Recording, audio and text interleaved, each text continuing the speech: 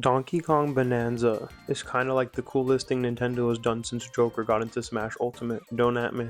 The absolute legends down at EPD Nintendo have dropped nothing but banger after banger, and I am talking pure gold drops. The last thing we got from these dudes was Mario Odyssey, and they honestly could have took the route they took with Galaxy 1 by just simply making a sequel, but instead, they made a decision that, let's just say, put me over the moon. And I think this is exactly where I want to take this discussion. Let's cut to the chase. I don't think we're ready for the madness that's going to ensue, particularly at the end of Donkey Kong Bonanza. Assuming this is the Odyssey team, which, let's be serious, definitely is, I can only imagine the insane scenario they're going to be conjuring up, considering they most certainly are going to at least try to match what Odyssey did at its ending, if not exceed it. Just to recap, Mario Odyssey was the first 3D Mario game we had in about 7 years at the time. The game concluded with us taking the Odyssey to the moon to crash a wedding, and then we proceed to take over Bowser, including Bowser from Super Mario Bros. 1, smashing through Space Rock as the very terrain around us began crashing down while blasting an original vocal track sung by Mario's ex-girlfriend, who is now the mayor, holy shit, and having Mario and Bowser both get rejected by Peach while she straight up ditches him on the moon. Fucking brutal. Yeah, you could bet the first time I saw the credits to this game, and even after I finished the game, I still look for Platinum Games and the credits to show up around here somewhere, because it's absolutely bonkers. But here's the thing, Nintendo gamers, Nincels. Donkey Kong has already been to the moon. His first trip to the moon was way back in Jungle Beat. And I know you guys are dedicated watchers, so you already know that I established he's been to the moon in Donkey Kong Country Returns as well. The truth is, going to outer space is light work for the big donkey, and I get that we've had Mario Galaxy and whatnot, but after a relatively grounded Odyssey on Earth, shooting to the moon was ridiculous. Like, Big Bro DK doesn't even need an Odyssey to get to the moon, he just gets up on a random rocket barrel and that does the trick. But this just makes me excited because under the EPD team, they really like to emphasize that Donkey Kong is like a hulking unit of mass destruction. Like, we're going full action game from the looks of these trailers from Bonanza. Mario's Jumpman, but Donkey Kong is the king of the jungle. Let's get absolutely crazy.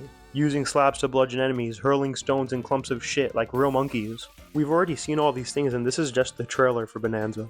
And with everything looking very likely for partner characters to return like Rambi and Espresso and whatnot, it really just gets my mind wondering about how nuts this game's ending can really be.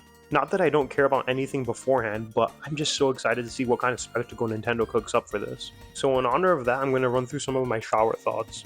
For one, I personally believe the cover art may actually be some sort of mega spoiler for the game, like a really big moment that everything's building up to.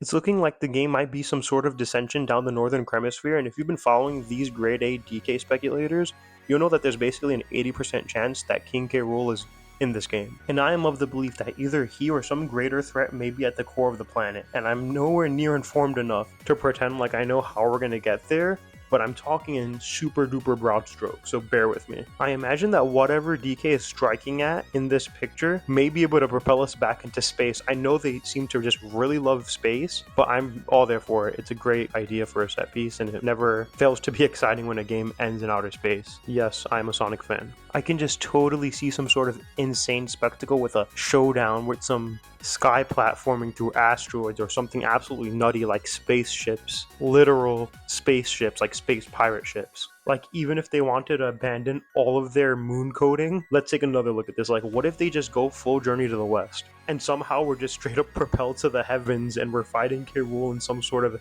heavenly palace? Now, just to be clear, I've never watched or even read Journey to the West. I'm just going by osmosis here from what I know baseline, super baseline, and through some of the coverage I've seen on the DK channels that cover it. But the Heavenly Palace iconography sounds like it could be really beautiful. How about we get a Heavenly Palace that's bordered on top of a ship so we get a nice Gangplank Galleon callback? As an arena to fight, that would be sick, but remember how during Mario Odyssey when Escape Lead the Way starts playing, you get to hear these like super sick riffs?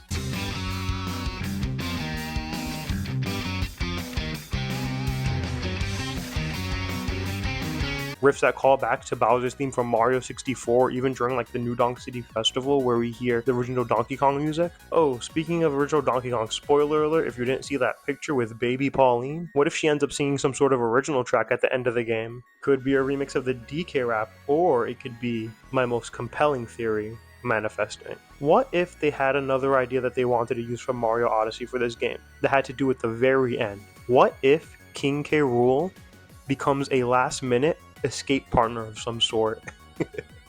Like I said, I have no idea how we get here, but Nintendo always finds a way to like slip past our expectations, and I could just see something like this happening. Pack it in, boys, we're gonna get the heroic rendition of Gangplank Galleon mixed with the DK rap. Now, you may be wondering, like, wait, that makes no sense. K. Rool and Donkey Kong are roughly the same size, but you know, Nintendo's never the most accurate when it comes to size, and if we're going by Boulder Theory, look it up, King K. Rool is an absolute unit in this game. Granted, this is speculation, but the point of this video is purely speculation, so shut up. Shut up, you nerd. I also want to be very clear, I don't want to pretend like they owe us any of these endings or that I'm so certain they have to follow all these things rigidly because they've done it before. That's just not how Nintendo works and a lot of game developers work. Like, for all I know, we get a super introspective and contemplative ending for Donkey Kong Bonanza to subvert all expectations. Donkey Kong's first spoken line of dialogue is going to be him questioning the meaning of life. I'm not trying to overhype myself for failure or anything, but I just love having my head in the clouds. And regardless of anything, I can't wait to play Donkey Kong Bonanza, and I'll definitely be covering the climax we actually do get after launch. So stay tuned. I love you. Comment, like, subscribe. I'll see you next video.